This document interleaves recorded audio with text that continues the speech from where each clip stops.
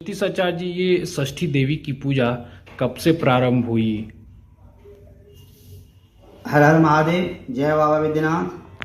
यह षष्ठी देवी की जो यह पूजा है, जिसमें षष्ठी देवी की पूजा करके और सूर्य भगवान को अर्घ देते हैं, इसकी कथा जो है पुराणों में वर्णित है।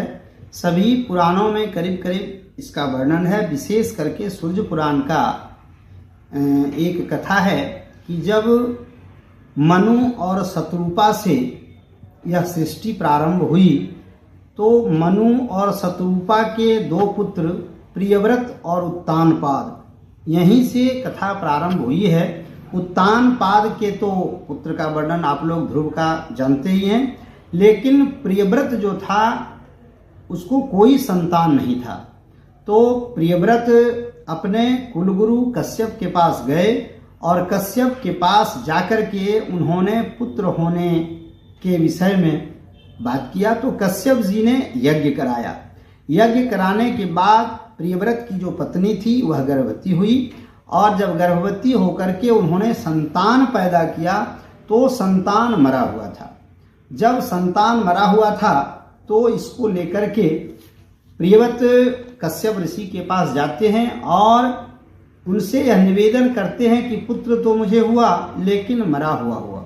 अब पुत्र को श्मशान ले गए और उसी जगह पर प्रियव्रत अपने प्राण त्यागने के लिए तैयार हुए।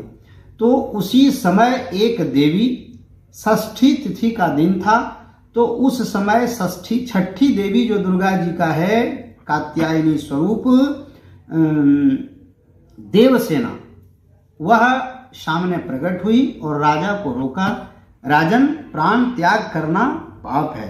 तो प्रियव्रत ने कहा कि जब पुत्र ही नहीं रहेगा तो आखिर मेरा यह शरीर रह के क्या होगा, इस शरीर की मुक्ति कैसे होगी, क्योंकि पुत्र के बिना मुक्ति संभव नहीं है।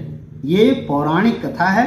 तो षष्ठी देवी ने आशीर्वाद दिया। उसी जगह पर सूर्य भगवान सामने प्रत्यक्ष दर्शन दिए और वहीं षष्ठी देवी और सूर्य भगवान का व्रत उसी दिन उन्होंने, षष्ठी देवी ने कहा कि जो मनुष्य आज के दिन मेरा विशेष रूप से व्रत करेगा, सूर्य भगवान को प्रणाम करेगा, अर्घ देगा, उसके घर में कोई निसंतान नहीं रहेगा और उसके घर में अकाल मृत्यु नहीं होगी।